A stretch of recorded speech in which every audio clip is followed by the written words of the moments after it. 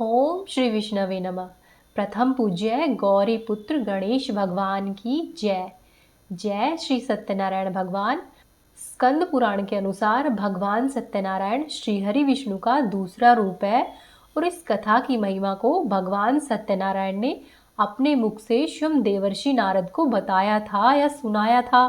सत्यनारायण व्रत कथा में अलग अलग अध्याय में छोटी छोटी कहानियों के माध्यम से सत्य का पालन ना करने पर किस तरह की परेशानियां आती है यह विस्तार में बताया गया है। सत्य को ही नारायण के रूप में पूजना सत्यनारायण की पूजा है। इसका अर्थ यह भी है कि संसार में एकमात्र हरि नारायण ही सत्य है, बाकी सब माया है। सत्य में ही सारा जगत समाया हुआ है। तो आइए श्रीहरि विष्णु के चरणों का ध्यान करते हुए हम प्रथम अध्याय शुरू करते हैं। एक समय की बात है, नेमिष नारायण तीर्थ में सोनक आदि 88,000 ऋषियों ने श्री सूत जी से पूछा कि हे प्रभु, इस कलयुग में वेद और विद्या से रहित मनुष्यों को प्रभु भक्ति किस प्रकार मिल सकती है तथा उन मनुष्यों का उद्धार कैसे होगा। हे मुनिश्रेष्ठ, कोई ऐसा तप बताइए जिसके करने से थोड़े ही समय में पुण्य मिल जाए और साथ ही मनोवांछित फल भी मिले। इस प्रकार की कथा सुनने की हम सब इच्छा रखते हैं। तब सर्वशास्त्रों के ज्ञाता श्री सूत जी महाराज बोले कि हे वैष्णव में पूज्य, आप सभी ने प्राणियों के हित की बात पूछी है, इसीलिए मैं एक ऐसे श्रेष्ठ व्रत को आप लोगों को बताऊंगा जिसे नारद जी ने लक्ष्मी नारायण से पूछा था और लक्ष्मीपति ने मुनिश्रेष्ठ नारद जी से कहा था। आप सब इसे ध्यान पूर्वक सुनिए। एक समय की बात है, योगी राज नारद जी दूसरों के हित की इच्छा लिए हुए अनेकों लोकों में घूमते हुए मृत्यु लोक में आ पहुंचे। यहाँ पर उन्होंने अनेक प्राणियों में जन्मे हुए प्राय सभी मनुष्यों को अपने अपने कर्मों के द्वारा अनेक प्रकार के दुखों से पीड़ित देखा। प्राणियों का दुख देखकर नारद जी सोचने लगे कि क्या प्रयास किया जाए जिसके करने से निश्चित रूप से मानव के सभी प्रकार के दुखों का अंत हो जाए। इसी विचार पर मनन करते हुए नारद जी विष्णु लोक में जा पहुंचे।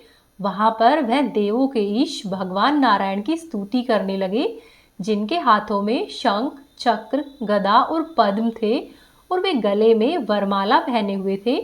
स्तुति करते हुए नारद जी बोले कि हे भगवान, आप अत्यंत ही शक्ति से संपन्न है। मन तथा वाणी भी आपको नहीं पा सकते। आपका आदि, मध्य और अंत नहीं है। निर्गुण स्वरूप सृष्टि के कारण भक्तों के दुखों को दूर करने वाले आपको मेरा बारंबार प्रणाम है। नारद जी की स्तुति सुनकर विष्णु भगवान बोले कि हे मुनिश्रेष्ठ, आपके मन में क्या बात है? आप किस काम के लिए पधारे हैं उसे निसंकोच कहो। इस पर नारद मुनि बोले कि मृत्युलोक में अनेक योनियों में जन्मे हुए मनुष्य अपने अपने कर्मों के द्वारा अनेक प्रकार के दुखों से दुखी हो रहे हैं। हे नाथ, यदि आप मुझ पर दया रखते हो तो बताइए कि वो सब मनुष्य थोड़े ही प्रयास से अपने दुखों से कैसे छुटकारा पा सकते हैं। तब श्रीहरि बोले कि हे नारद, मनुष्यों की भलाई के लिए तुमने बहुत अच्छी बात पूछी है, जिसके करने से मनुष्य मोह से छूट जाता है। मैं तुमसे वह बात कहता हूँ, तुम उसे सुनो। स्वर्गलोक और मृत्युलोक दोनों में ही एक दुर्लभ उत्तम व्रत है जो कि पुण्य देने वाला है। आज प्रेमवश होकर मैं उसे तुमसे कहता हूँ। श्री सत्यनारायण भगवान का यह व्रत अच्छी तरह विधि विधान पूर्वक करके मनुष्य तुरंत ही यहाँ पर सुख भोग कर मरने पर मोक्ष को पाता है। श्रीहरि के इस प्रकार के वचन सुनकर नारद जी बोले कि हे प्रभु, इस व्रत का क्या फल है और उसका क्या विधान है? यह व्रत किसने किया था और इस व्रत को किस दिन करना चाहिए? मुझे सब कुछ विस्तार पूर्वक बताइए। नारद जी की बात सुनकर श्रीहरि बोले कि दुख व शोक को दूर करने वाला यह व्रत सभी स्थानों पर विजय दिलाने वाला है। मानव को भक्ति और श्रद्धा के साथ शाम के समय श्री सत्यनारायण भगवान की पूजा धर्म पारायण होकर ब्राह्मणों व बंधुओं के साथ करनी चाहिए। भक्ति भाव से नैवेद्य, केले का फल, घी, दूध और गेहूं का आटा सवाया ले। गेहूं के स्थान पर साठी का आटा, शक्कर तथा गुड़ लेकर वह सभी भक्षण योग्य पदार्थों को मिलाकर भगवान का भोग लगाए। ब्राह्मणों सहित बंधु बांधवों को भी भोजन कराए। उसके बाद स्वयं भोजन करे। भजन कीर्तन के साथ भगवान की भक्ति में लीन हो जाए। इस तरह से सत्यनारायण भगवान का यह व्रत करने पर मनुष्य की सारी इच्छाएं निश्चित रूप से पूरी होती है। इस कली काल अर्थात कलयुग में मृत्युलोक में मोक्ष का यही एक सरल उपाय बताया है। पहला अध्याय यहीं पर समाप्त होता है। बोले श्री सत्यनारायण भगवान की जय। दूसरा अध्याय। श्री सूत जी बोले कि हे ऋषियों, जिसने पहले समय में इस व्रत को किया था, अब मैं तुम्हें उसका इतिहास कहता हूँ, ध्यान पूर्वक सुनो। सुंदर काशीपुर नगरी में एक अत्यंत ही निर्धन ब्राह्मण रहता था। भूख और प्यास से परेशान वह ब्राह्मण धरती पर घूमता रहता था। ब्राह्मणों से प्रेम करने वाले भगवान ने एक दिन ब्राह्मण का वेश धारण करके उसके पास जाकर पूछा कि हे विप्र, नित्य ही दुखी होकर तुम पृथ्वी पर क्यों घूमते हो? तब दीन ब्राह्मण बोला कि मैं निर्धन ब्राह्मण हूँ और भिक्षा के लिए धरती पर घूमता हूँ। हे भगवान, यदि आप इसका कोई उपाय जानते हो तो मुझे बताओ। तब वृद्ध ब्राह्मणधारी भगवान कहते हैं कि सत्यनारायण भगवान मनोवांछित फल देने वाले हैं, इसीलिए तुम उनका पूजन करो। इसके करने से मनुष्य सभी दुखों से मुक्त हो जाता है। तब वृद्ध ब्राह्मण बनकर आए सत्यनारायण भगवान उस निर्धन ब्राह्मण को व्रत का सारा विधान बताकर अंतर्धान हो गए। वह ब्राह्मण मन ही मन सोचने लगा कि जिस व्रत को वृद्ध ब्राह्मण ने कहा है, मैं उसे अवश्य ही करूंगा। ऐसा निश्चय करने के बाद उसे रात भर नींद नहीं आई। वह सवेरे उठा और भगवान सत्यनारायण के व्रत का निश्चय करके भिक्षा के लिए चल दिया। उस दिन उस निर्धन ब्राह्मण को भिक्षा में बहुत सा धन मिला, जिससे उस ब्राह्मण ने बंधु और बांधवों के साथ मिलकर श्री सत्यनारायण भगवान का व्रत संपन्न किया। भगवान सत्यनारायण का व्रत संपन्न करने के बाद वह निर्धन ब्राह्मण सभी प्रकार के दुखों से छूट गया और अनेक प्रकार की संपत्तियों से युक्त हो गया। उसी समय से यह ब्राह्मण हर माह इस व्रत को करने लगा। इस तरह से सत्यनारायण भगवान के व्रत को जो भी मनुष्य करेगा वह सभी प्रकार के पापों से छूटकर अंत में मोक्ष को प्राप्त होगा। जो मनुष्य इस व्रत को करेगा वह भी सभी दुखों से मुक्त हो जाएगा। फिर सूत जी बोले कि इस तरह से नारद जी से नारायण जी का कहा हुआ श्री सत्यनारायण भगवान का व्रत मैंने तुमसे कहा है। हे विप्रो, अब मैं और क्या कहूँ? तब ऋषिगण बोले कि हे मुनिवर, संसार में उस विप्र को सुनकर और किस किसने इस व्रत को किया है, हम यह सब बात सुनना चाहते हैं। इसके लिए हमारे मन में श्रद्धा का भाव है।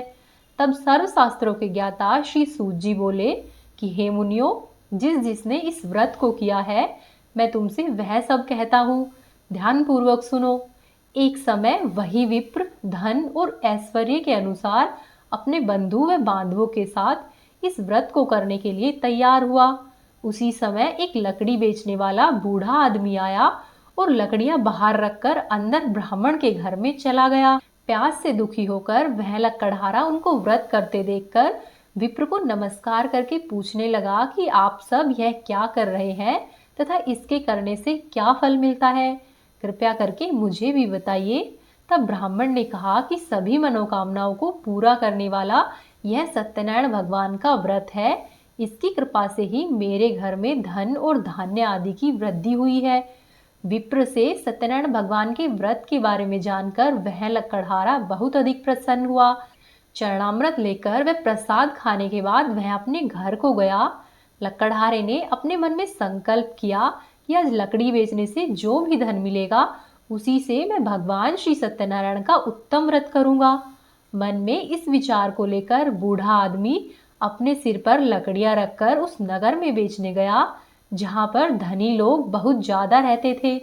उस नगर में उसे अपनी लकड़ियों का दाम पहले के दाम से 4 गुना अधिक मिला। वह लकड़हारा प्रसन्नता के साथ दाम लेकर केले, शक्कर, घी, दूध, दही और गेहूं का आटा लेकर भगवान सत्यनारायण के व्रत की अन्य सामग्रियों को लेकर अपने घर पर आ गया। वहां पर उसने अपने बंधु और बांधवों को बुलाकर विधि विधान से भगवान सत्यनारायण का पूजन और व्रत किया। इस व्रत के प्रभाव से वह बूढ़ा लकड़हारा धन, पुत्र आदि से युक्त होकर संसार के समस्त सुख भोगकर अंत काल में बैकुंठ धाम को चला गया। द्वितीय अध्याय यहीं पर समाप्त होता है। बोली श्री सत्यनारायण भगवान की जय। अब आप सुनिए तीसरा अध्याय। आगे श्री सूत जी कहते हैं कि हे श्रेष्ठ मुनियों, अब मैं तुमसे आगे की कथा कहता हूँ। पहले समय में उल्कामुख नाम का एक बुद्धिमान राजा था। वह राजा सत्यवक्ता और जितेंद्रिय था। प्रतिदिन ही देव स्थानों पर जाता और निर्धनों को धन देकर उनके कष्ट दूर करता था। उस राजा की पत्नी कमल के समान मुख वाली तथा सती साध्वी थी। भद्रशिला नदी के तट पर उन दोनों ने भगवान श्री सत्यनारायण का व्रत किया। उसी समय साधु नाम का एक वैश्य आया।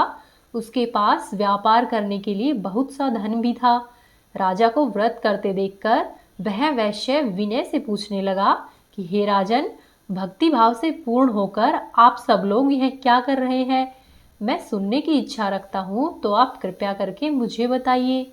तब राजा बोला कि हे साधु, अपने बंधु और बांधवों के साथ पुत्रादि की प्राप्ति के लिए एक महाशक्तिमान भगवान श्री सत्यनारायण का व्रत और पूजन कर रहा हूँ। तब राजा के वचन सुनकर वह साधु आदर से बोला कि हे राजन, मुझे इस व्रत का सारा विधान कहिए। आपके कहे अनुसार मैं भी इस व्रत को करूँगा। मेरी भी कोई संतान नहीं है और इस व्रत को करने से निश्चय रूप से मुझे संतान प्राप्त होगी। तब राजा ने व्रत का सारा विधान उस वैश्य को कह सुनाया। व्यापार से निवृत्त होकर वह वैश्य अपने घर पर गया और साधु वैश्य ने अपनी पत्नी को संतान देने वाले इस व्रत का वर्णन कह सुनाया और अपनी पत्नी से कहा कि जब मेरी संतान होगी तब मैं इस व्रत को धारण करूंगा। साधु ने इस तरह के वचन अपनी पत्नी लीलावती से कहे। एक दिन लीलावती पति के साथ आनंदित हो सांसारिक धर्म में प्रवृत्त होकर भगवान श्री सत्यनारायण की कृपा से गर्भवती हो गई। 10वें महीने में उसके गर्भ से एक सुंदर कन्या ने जन्म लिया। वह कन्या दिनों दिन ऐसे बढ़ने लगी जैसे शुक्ल पक्ष का चंद्रमा बढ़ता है। माता पिता ने अपनी कन्या का नाम कलावती रखा। एक दिन लीलावती ने मीठे शब्दों में अपने पति को याद दिलाया कि हे स्वामी, आपने भगवान सत्यनारायण के जिस व्रत को करने का संकल्प किया था, उस व्रत को करने का समय आ गया है। आप उस व्रत को करिए। तब साधु बोला कि हे प्रिय, इस व्रत को मैं अपनी पुत्री के विवाह पर करूंगा। इस प्रकार अपनी पत्नी को आश्वासन देकर वह वैश्य नगर को चला गया। कलावती पिता के घर में रहकर दिनों दिन बड़ी होने लगी। साधु ने एक बार नगर में अपनी कन्या को सखियों के साथ देखा तो तुरंत ही दूत को बुलाया और दूत से कहा कि मेरी कन्या के लिए कोई योग्य वर देखो। साधु की बात सुनकर वह दूत कंचन नगर में पहुंचा और वहां पर बड़ी देखभाल करके लड़की के सुयोग्य वाणिक पुत्र को ले आया। सुयोग्य लड़के को देखकर साधु ने बंधु और बांधवों को बुलाकर अपनी पुत्री का विवाह कर दिया। लेकिन दुर्भाग्य की बात ये थी कि साधु ने अभी भी भगवान श्री सत्यनारायण का व्रत नहीं किया। साधु की इस तरह की बात पर भगवान श्री सत्यनारायण क्रोधित हो गए और उसे श्राप दिया कि साधु को अत्यधिक ही दुख मिले।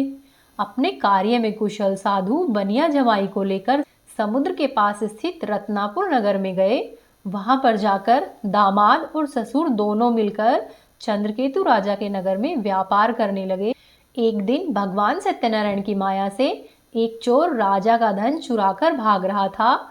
उसने राजा के सिपाहियों को अपने पीछे आते हुए देखकर चुराया हुआ धन वहां पर रख दिया जहां पर वह साधु वैश्य अपने जमाई के साथ ठहरा हुआ था।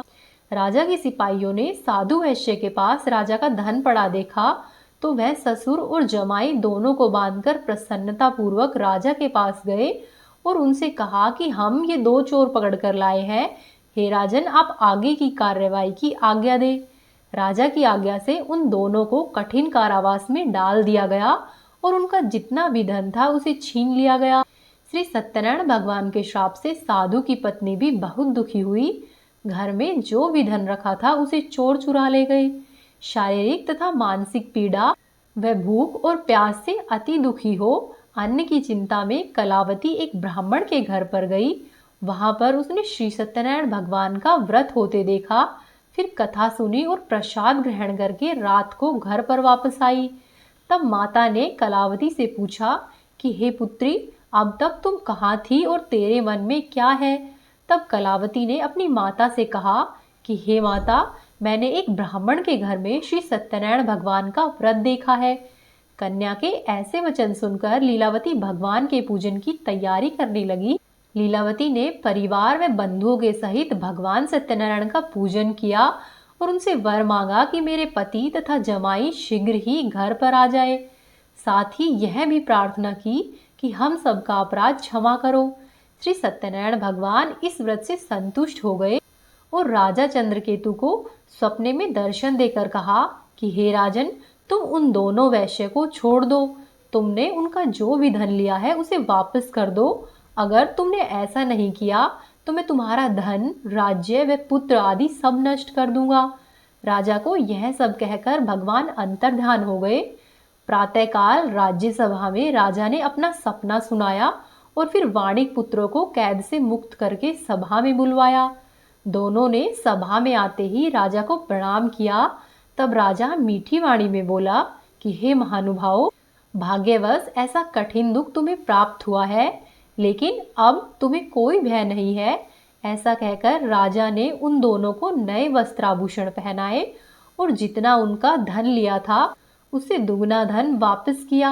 दोनों वैश्य अपने घर को चल दिए। तीसरा अध्याय यहीं पर समाप्त होता है। बोली श्री सत्यनारायण भगवान की जय। अब आप सुनिए चतुर्थ अध्याय। आगे सूत जी कहते हैं कि उस वैश्य ने मंगलाचार करके अपनी यात्रा आरंभ की और अपने नगर की ओर चल दिया। थोड़ी ही दूर जाने पर एक दंडी वेशधारी श्री सत्यनारायण ने उनसे पूछा कि हे साधु, तेरी नाव में क्या है? तब अभिवाणी वणिक हंसता हुआ बोला कि हे दंडी, आप क्यों पूछते हो? क्या धन लेने की इच्छा है? मेरी नाव में तो बेल और पत्ते भरे हुए हैं। वैश्य के कठोर वचन सुनकर भगवान बोले कि हे दंडी, तुम्हारा वचन सत्य हो। ऐसा कहकर भगवान वहां से दूर चले गए और कुछ दूर जाकर समुद्र के किनारे पर बैठ गए।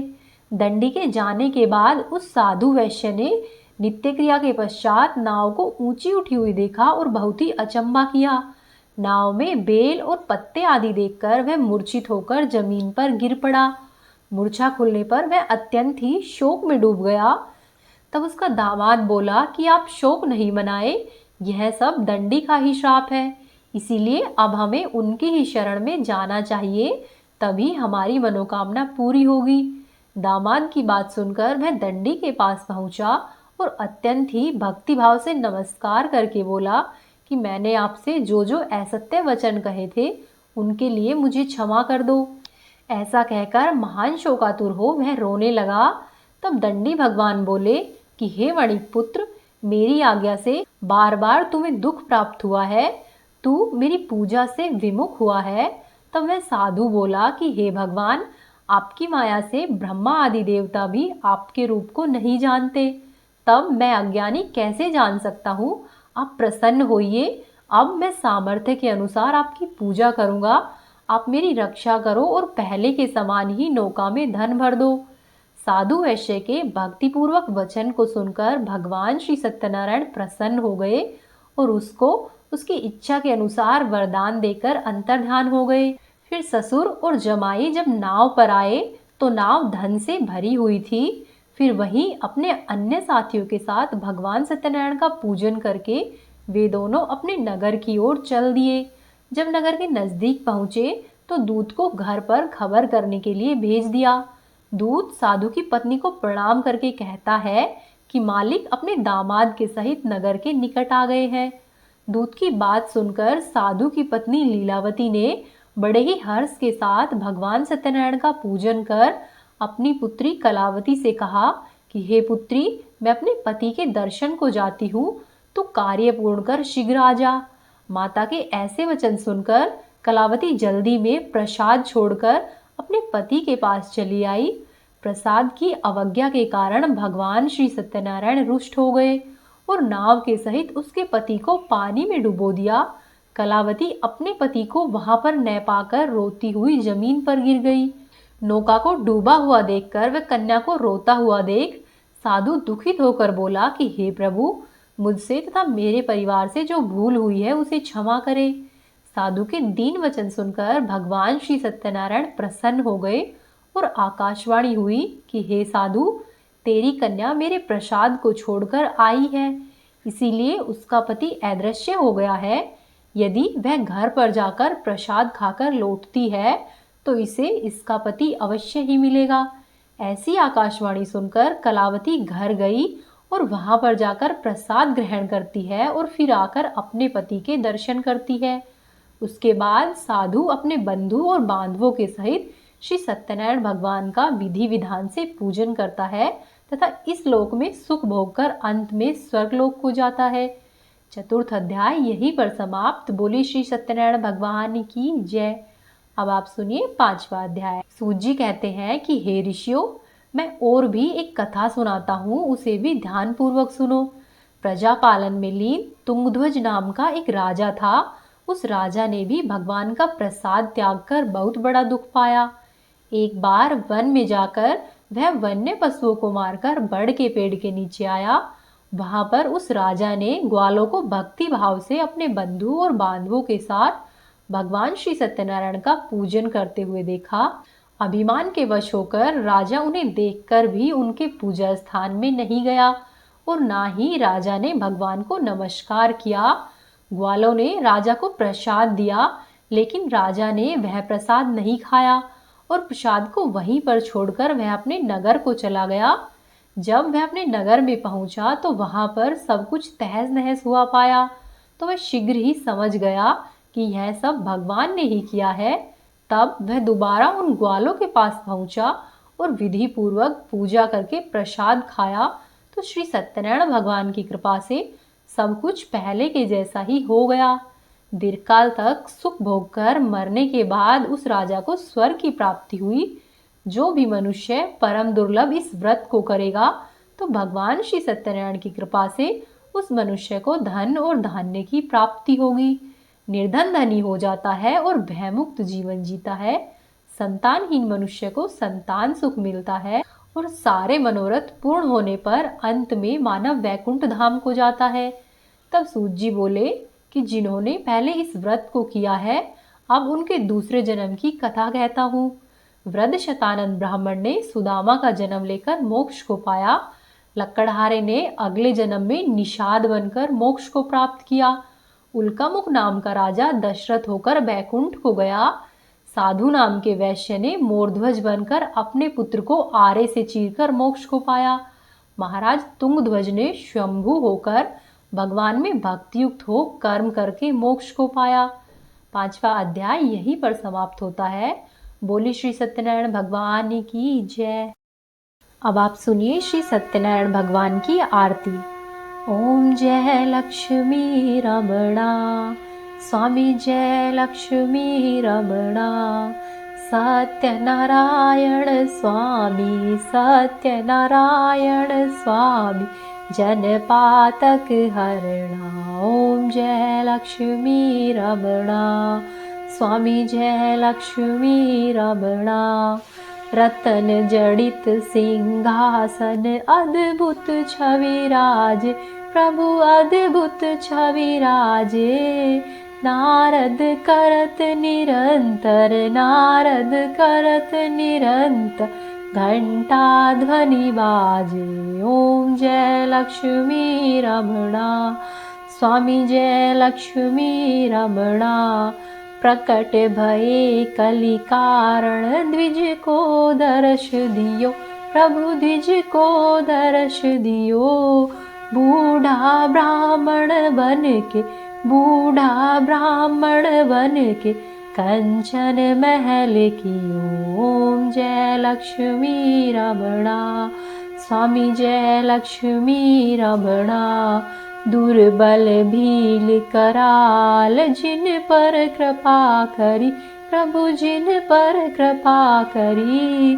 चंद्रचूड़ एक राजा, चंद्रचूड़ एक राजा, तिनकी विपत्ति हरी। ओम जय लक्ष्मी रमणा, स्वामी जय लक्ष्मी रमणा। वैश्य मनोरथ पायो, श्रद्धा तज दीनी, प्रभु श्रद्धा तज दीनी। सो फल भोग्यो प्रभु जी, सो फल भोग्यो प्रभु जी, फिर स्तुति कीनी। ओम जय लक्ष्मी रमणा। स्वामी जय लक्ष्मी रमणा। भाव भक्ति के कारण छिन छिन रूप धर्यो। स्वामी पल पल रूप धर्यो। श्रद्धा धारण कीनी, श्रद्धा धारण कीनी, तिनको काज सर्यो। ओम जय लक्ष्मी रमणा। स्वामी जय लक्ष्मी रमणा। ग्वाल बाल संग राजा वन में भक्ति करी। प्रभु वन में भक्ति करी। मन वांछित फल दीनो, मन वांछित फल दीनो, दीन दयाल हरि। ओम जय लक्ष्मी रमणा। स्वामी जय लक्ष्मी रमणा। चढ़त प्रसाद सवायो, कदली फल मेवा। प्रभु कदली फल मेवा। धूप दीप तुलसी से, धूप दीप तुलसी से, राजी सत्य देवा। ओम जय लक्ष्मी रमणा। स्वामी जय लक्ष्मी रमणा। श्री सत्यनारायण जी की आरती जो कोई नर गावे, प्रभु प्रेम सहित गावे। रिद्धि सिद्धि सुख संपत्ति, रिद्धि सिद्धि सुख संपत्ति, सहज रूप पाए। ओम जय लक्ष्मी रमणा। स्वामी जय लक्ष्मी रमणा। सत्यनारायण स्वामी जन पातक हरणा। ओम जय लक्ष्मी रमणा। स्वामी जय लक्ष्मी रमणा। बोले श्री सत्यनारायण भगवान की जय। जय श्री हरि। ये थी आज की कथा और आरती। उम्मीद है आपको पसंद आई होगी। वीडियो को लाइक करें, चैनल को सब्सक्राइब करें और कमेंट बॉक्स में जय श्री सत्यनारायण भगवान अवश्य ही लिखें।